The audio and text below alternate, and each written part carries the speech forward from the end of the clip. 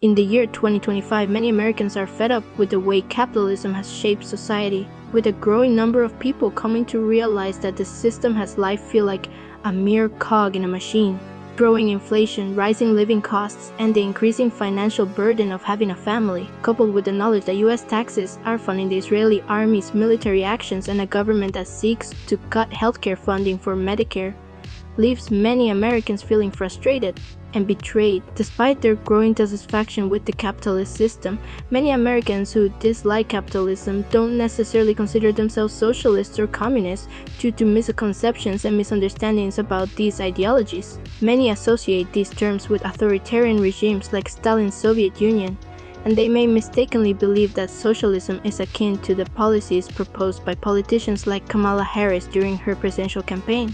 When asked to define socialism or communism, these individuals struggled to provide accurate definitions. Marx was not an authoritarian who opposed democracy. This common misunderstanding arises from the actions of later leaders such as Lenin and Stalin, who misused his ideas to further their own authoritarian agendas. While Marx's original ideas formed the foundation of Marxist thought, the implementation of these ideas by figures like Stalin and Mao Zedong deviated significantly from his initial vision and cannot accurately be considered genuine Marxism. During Karl Marx's lifetime, real socialist experiments unfolded, including the Paris Commune and the less celebrated Lyon Commune, which showcased democratic socialist principles. While Marx's conceptualization of socialism was multifaceted, these experiments embodied democratic values, supported by Marx in works like The Civil War in France. To quote, "The Commune is to consist of the municipal councillors of the different arrondissements.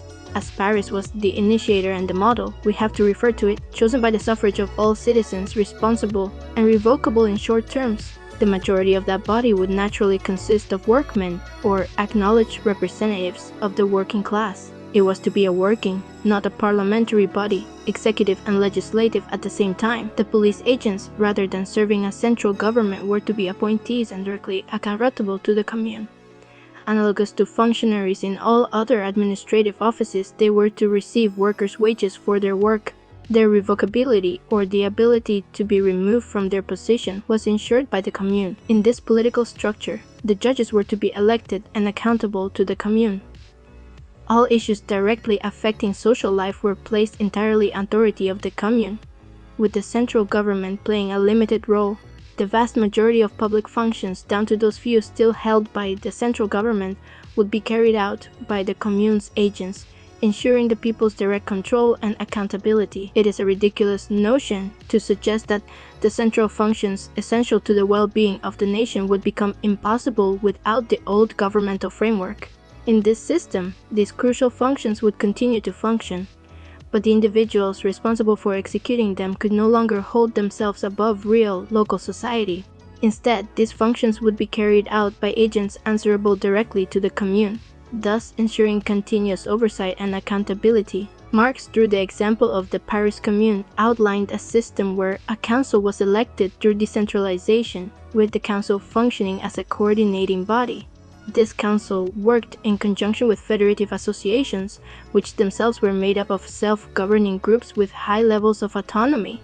These associations worked together through voluntary union, agreeing to coordinate and cooperate with one another based on mutual agreements and shared principles. The Paris Commune did not have a standing army, instead opting for a national guard made up of citizens.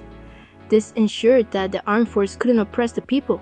The separation of church and state was firmly established, echoing important democratic values. The judicial system was based on elected judges, with anyone eligible to become a citizen and participate in elections. The Commune Council, which consisted of elected members, took the place of the traditional parliamentary system, demonstrating that a parliament was not a necessity for democracy when democratic processes existed in the form of the Commune Council. Marx not only described the working of the Paris Commune, but also expressed staunch support for its system. The third address, written in May 1871 and published in the same year, demonstrates Marx's unwavering backing for the Paris Commune.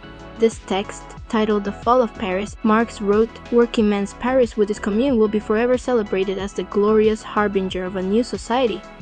Its martyrs are ensuring the great heart of the working class. Its exterminator's history has already nailed that eternal pillory from which all the prayers of their priests will not avail to redeem them. It is accurate to say that Marx's opposition to representative democracy was rooted in the system's role in safeguarding capitalism.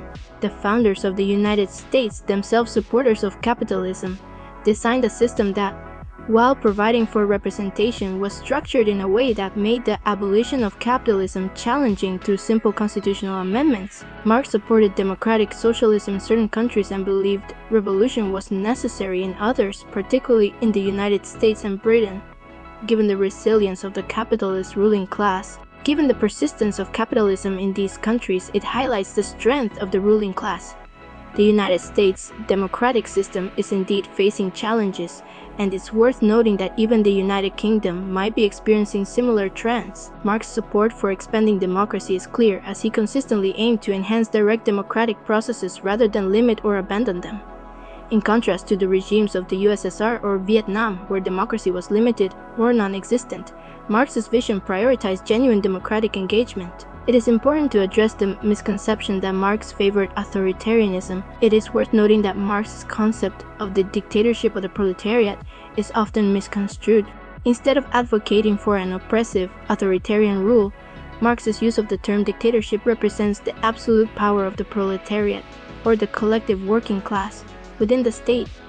It reflects the idea of the working class exercising complete control over governance, not the establishment of a dictatorship in the traditional sense. It is accurate to say that many capitalist countries, including the United States, operate as dictatorships of the bourgeoisie or oligarchic democracies. While citizens do have voting rights and some level of democratic representation, the ultimate power dynamics within these societies are driven by the economic elite. This dynamic, often referred to as the oligarchy, shapes policy and influences decision-making processes, thus reflecting the broader capitalist structure. The concept of the dictatorship of the proletariat was never intended to resemble the authoritarian regimes of the Soviet Union or China. In The Civil War in France, 1871, Marx states, "But the working class cannot simply lay hold on the ready-made state machinery and wield it for their own purpose. The political instrument of their enslavement cannot serve as the political instrument of their emancipation." Marx emphasizes that merely seizing existing state machinery without substantial changes, such as during a revolution, cannot lead to true emancipation for the working class. Instead, a more profound transformation is necessary to address the fundamental causes of their oppression. Friedrich Engels, a close collaborator of Karl Marx, wrote in his commentary on the Civil War in France, published in 1891, "Look at the Paris Commune. That was the dictatorship of the proletariat." Engels highlights the Paris Commune as an exemplary model of the dictatorship of the proletariat in action. The term dictatorship of the proletariat here signifies the absolute rule and decision-making dominance of the working class, rather than the traditional authoritarian connotations associated with dictatorships. It's important to understand that historical figures like Karl Marx had intricate views that can't always be reduced to simple labels. While supporting democracy, Marx advocated for a unique approach called the dictatorship of the proletariat, which in his vision differed from typical authoritarian regimes. Exploring these complexities and understanding historical context helps us deepen our understanding of historical figures and social movements. Don't forget to like, comment, and subscribe for more informative content. Peace out!